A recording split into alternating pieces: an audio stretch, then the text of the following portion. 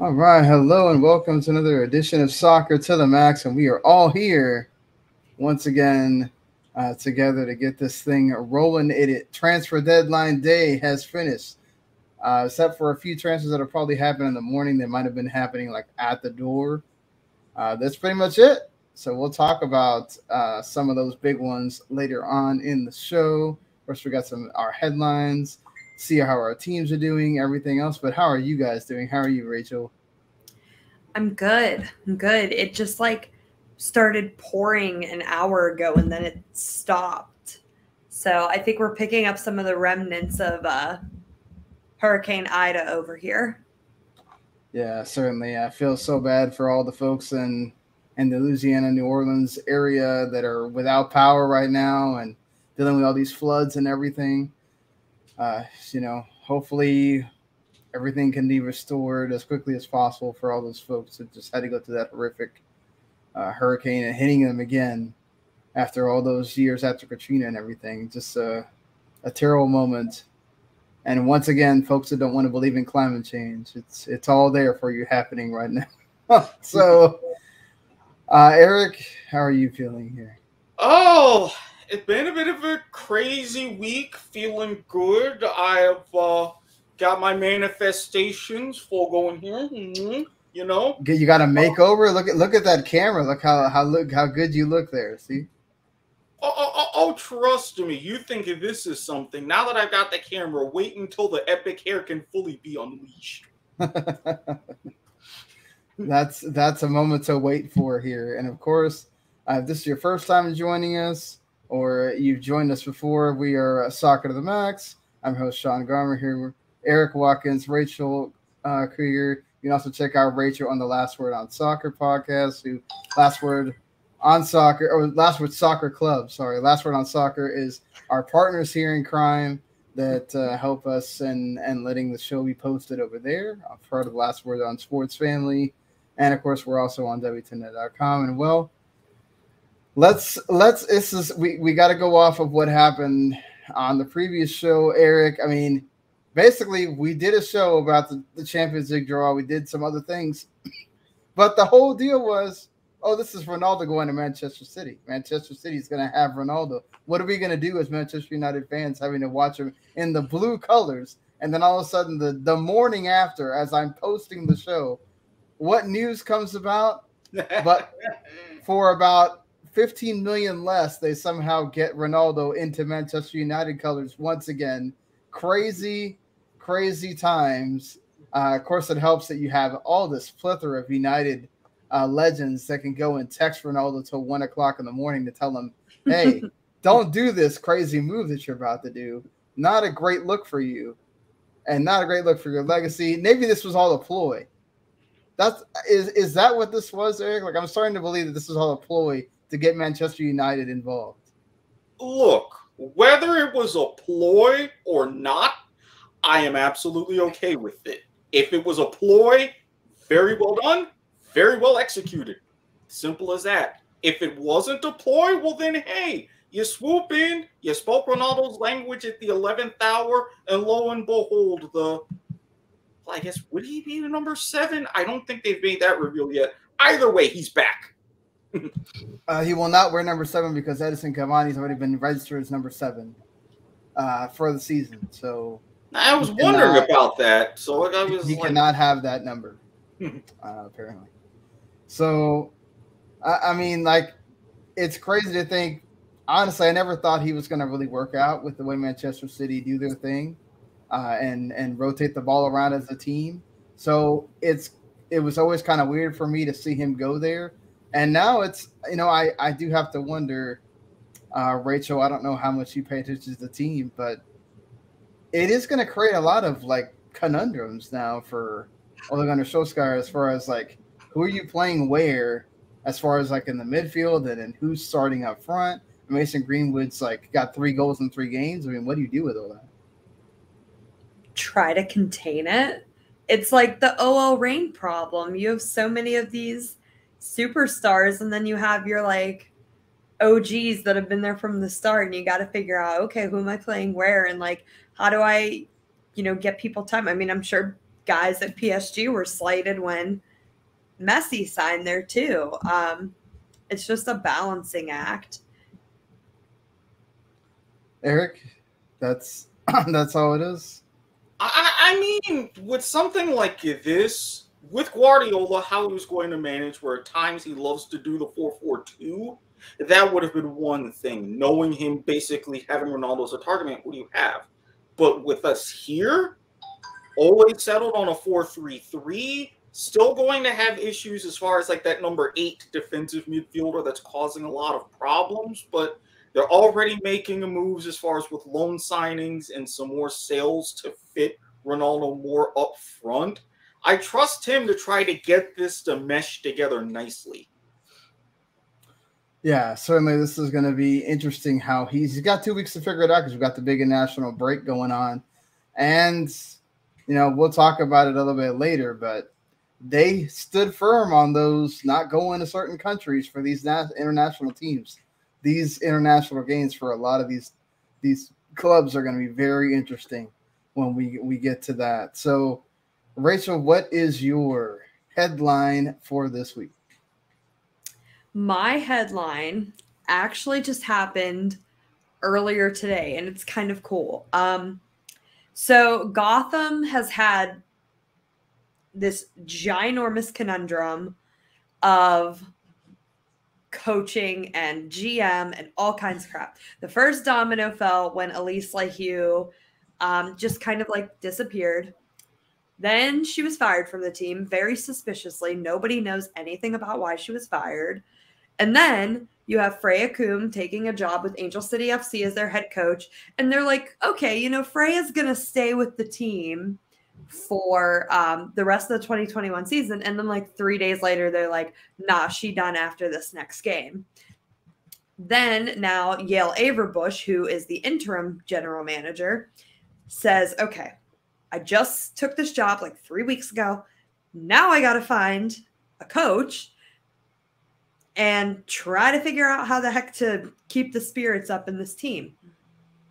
So, perfect hire, literally a fantastic hire in picking Scott Parkinson as the new Gotham FC head coach. But it gets better than that because former Seattle Reign, OL Reign, Reign FC, whatever the heck you want to call them, striker Bev Gobelyanez is an assistant coach for them now, which is very cool to see an NWSL player come back and serve in a coaching role. But Scott Parkinson is the head coach. It's awesome. It's a really good hire. He was an assistant with Utah Royals. And then when their team kind of, you know, DLH'd and everything, he got picked up by Rory Dames and the Chicago Red Stars. And now he gets a head coaching job. And I have to say, the NWSL fan base, I have been, you know, very critical of stan culture and this whole cancel culture and all that crap. They're very adamant, like, only women should be coaching in the NWSL. And I get it to an extent, but at the same time, if you have a qualified male coach, he needs to take a serious look. NWSL stans kind of scared Angel City away from hiring a guy, Sean Nahas. And so the fact that Yale Averbuch was like, I don't really care what fans think. It's not a woman. Like, guess what? We're hiring a man. I actually haven't seen too many pushbacks of, oh my God, he's a white man. Like, who cares? The guy is an excellent coach. He is well regarded in the league and he has been successful. So it's a great hire. I'm very excited about it. And it actually kind of makes me like Gotham again. Yeah, I mean, it's interesting that you say that about him being a white man that is coaching. He is actually part of the NWSL's efforts to, you know, heighten awareness around like racial inequality and gender inequality. And he actually like commented about this as well, that, you know, he knows what it's like being a white man coming into the country and giving everything because he has an accent and can play soccer. And it kind of breaks his heart that he can't see that happen for others that don't have that privilege. So he is well aware and understands, you know, that he's probably if there's any other, you're going to talk about having a male as a coach. He's been an assistant for various NWSL teams, and to come in and now be the head person, like that's I think that's great. And let's see if he can turn Gotham around, who still have a chance at the playoffs, even though they haven't won in the last 6 games. So that's going to be really fun to see if he can, get them in and see what they do once they get there, for sure.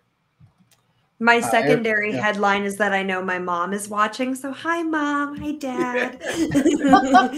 I've never done that before, and I miss them, and I see them in 9 days. So hi, Mama. Oh, that's cool. That's cool that you're going to get to see them. I love you, Mom. Okay, Eric, it's all yours. Perfect setup. No pressure.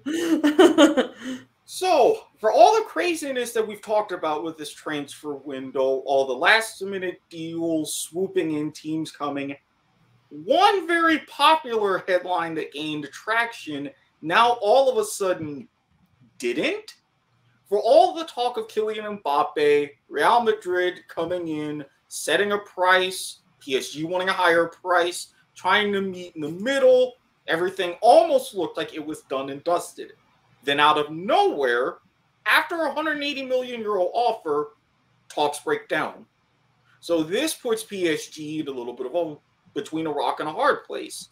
Does Mbappe still potentially leave in the summer on a free when his contract expires, or does something miraculous happen with either him getting an extension or some deal down the road come the winter?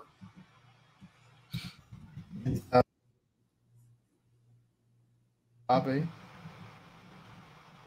I'm sorry, you cut out. Can you say that again? Any thoughts on what you want to see happen with Mbappe? I think he's going to stay at PSG. I think he's going to feel slighted. I think a winter move is impossible. It isn't like the most crazy idea for him. But I don't know. I don't really know where I could see him going. I don't know if I could see him at Madrid. I honestly think now and Sean, I know you said we'll allude to this later, but like Griezmann just left Barcelona too. So I think, it could be like a swap, Messi and Mbappe, because, I mean, Barcelona's going to need some stars on their team. Yeah, they definitely do need stars, but what they also need to do is get rid of some of the wages. Get rid of some of the extra load, which they did with getting rid of Emerson, sending him to Tottenham. They tried to get rid of Collazo, and they couldn't do that the last hour. We'll talk more about that in a little bit as far as like getting through some of these bigger ones that happened on the last day. But I think Mbappe, for me, he's got all the time in the world now to enjoy being around with Messi and Neymar. In January, you can declare what you want to do. Right, you want to go and sign with Real Madrid, your boyhood club, the club you've always wanted to play for since you were a wee lad, and be that poster boy, that face of the entire league. Because right now, even though Atletico just got even more star power on their squad, which you could actually really point to them and say, if you want to talk about stars, if you want to talk about big players, they may have just as many as Real Madrid right now. And they are the champions, and they just got stronger. And now, you're talking about that group of death that we talked about in the last show, Eric. That just got even more vicious when you sit there and add Griezmann. If he can work together with all those players, that's going to be a really dynamic team. But you still don't have that face of the league like Messi was. You don't have the power of Ronaldo when they were both there. I mean, so you have this void right now that I'm sure ESPN, who just paid a ton of money to have La Liga for 8 years, would love to have had. And I think that's part of the reason why Real Madrid went and bumped up their bid again. But it was really evident that PSG wants to see if they can get this to work, see if you can win the Champions League before you tear it all down or whatever it is you're going to do, or just to see if they can get him to re-sign, like you said. I don't think he will, though. I don't think it – we've seen this before. Oh, this looks all great, and then he still leaves. And I don't think anybody can get upset for leaving. PSG know the situation they're in. They knew if they didn't take this money, he's going to leave on a free, and I think that's what they're going to be stuck with at the end of when we get to the end of the summer.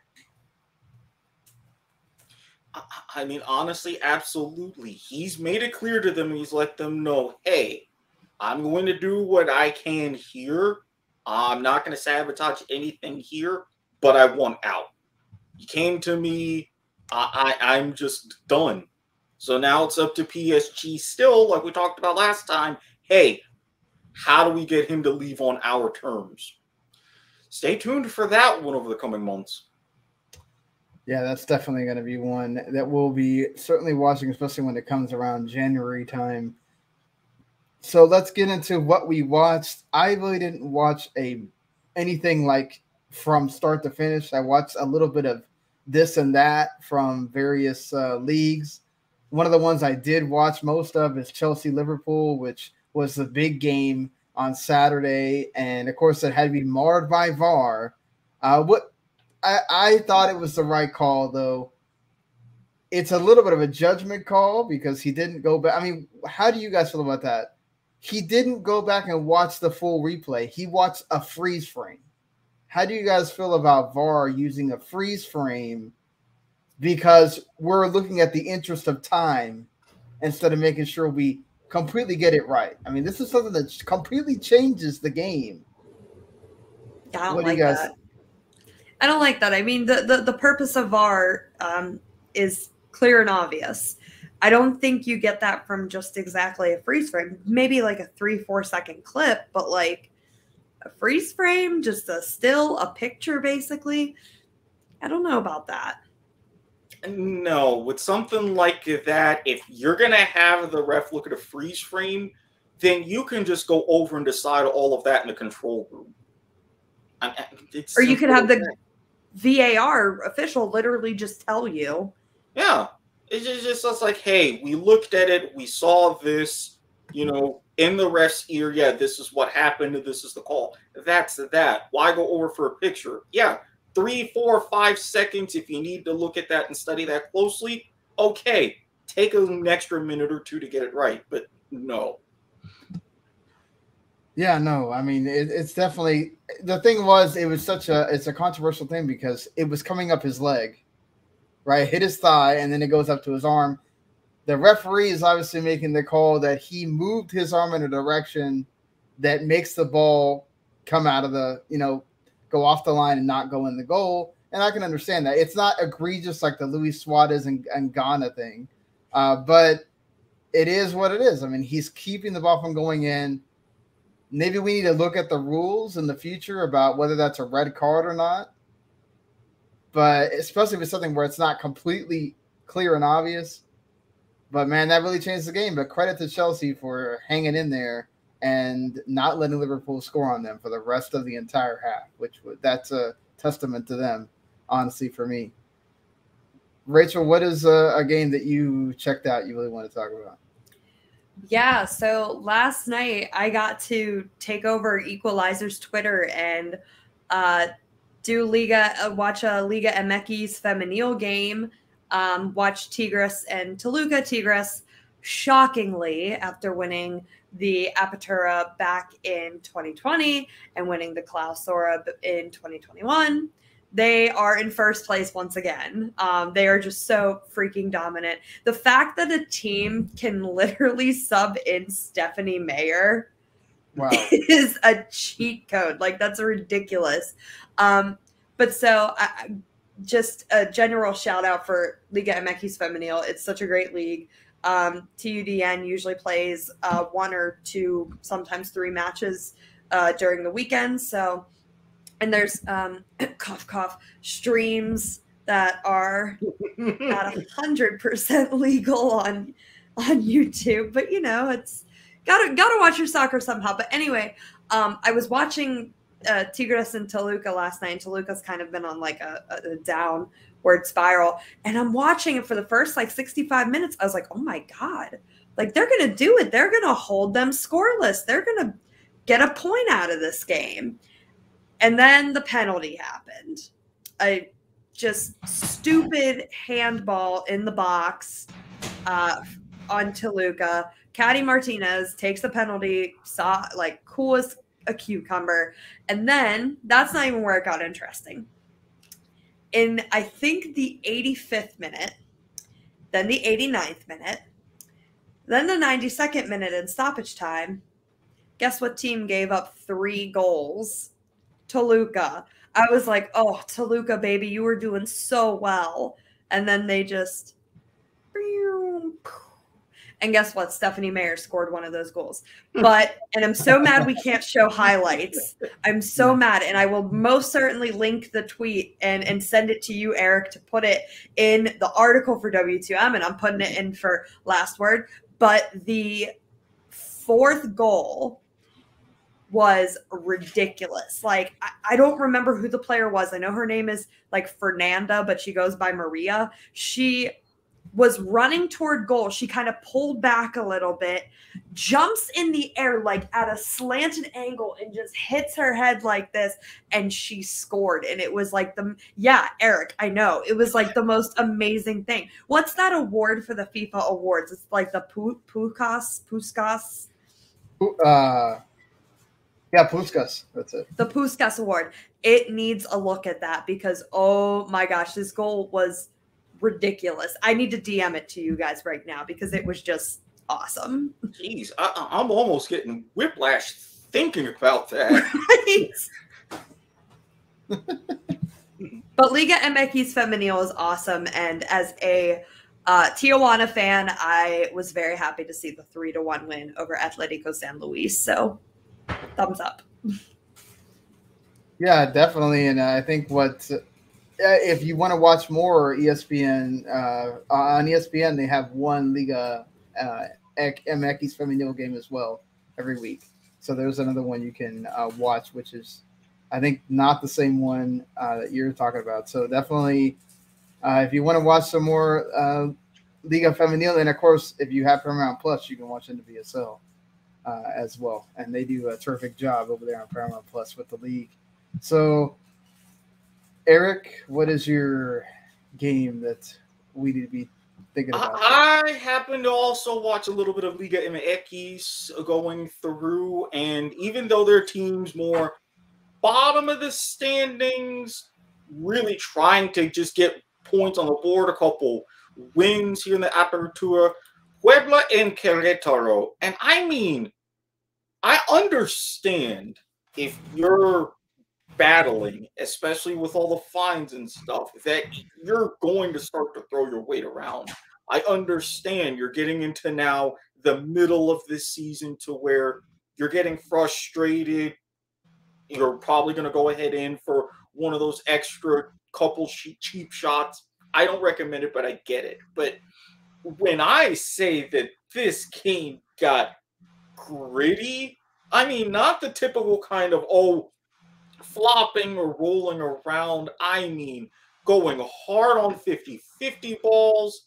There were multiple instances in the second half to where you had long 2-3 minute stoppages to check players on the pitch. I mean, for teams like that, and for Puebla getting a very hard-earned 1-0 win, it was a little extra brutal.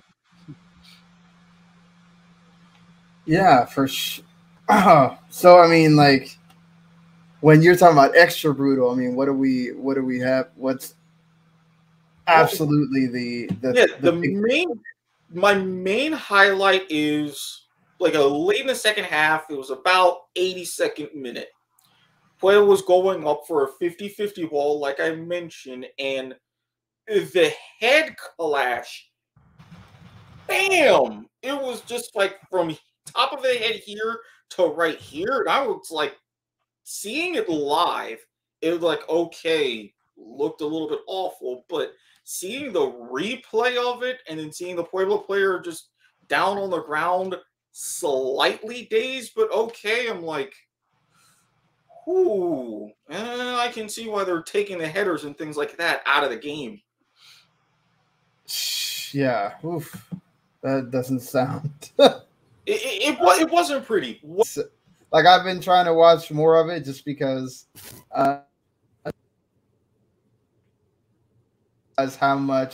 big Liga MX is here. Like, it's the biggest league here in this country, bigger than all the European leagues, of course, MLS, NWSL, all that. Like,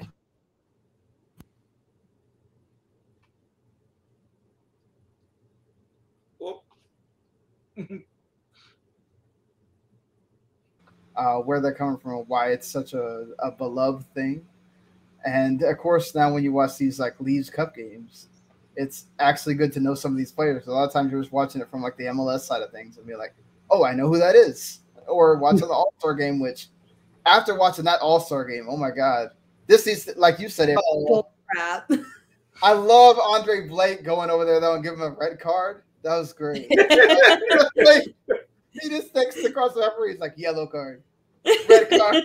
Like, yes. We need to have fun like that. We don't get to see that so often, you know. So before we get into happening on the women's national team side for CONCACAF, talk to us about that. Yes, and the article has charts. But that's like probably the most exciting thing. There's going to be a Women's Gold Cup for the first time in 2024. And whoop whoop high fives all around. That's so exciting. So basically, there is a new setup for qualifying for the World Cup, and for that they have representation, and they are now in this, you know, qualifying sphere, which is awesome. So not in this draw, though, is the United States and Canada. And that's because they are, according to the FIFA rankings, the two highest ranked CONCACAF teams. So those teams get an automatic qualification to World Cup qualifying. That doesn't mean, okay, US and Canada are automatically in the World Cup. So this, it's the CONCACAF W qualifiers. They have these matches. There's like home and away fixtures between these 30 teams, and then the top teams. So there's six groups of 5 teams. The top teams in each of those groups are going to World Cup qualifying with the United States and Canada. So then you have 8 teams in World Cup qualifying. Out of those 8 teams, you get 4 teams that'll qualify for the World Cup, and then those 2 buy-in spots. So then now we go into not buy-in, play-in, sorry. And those,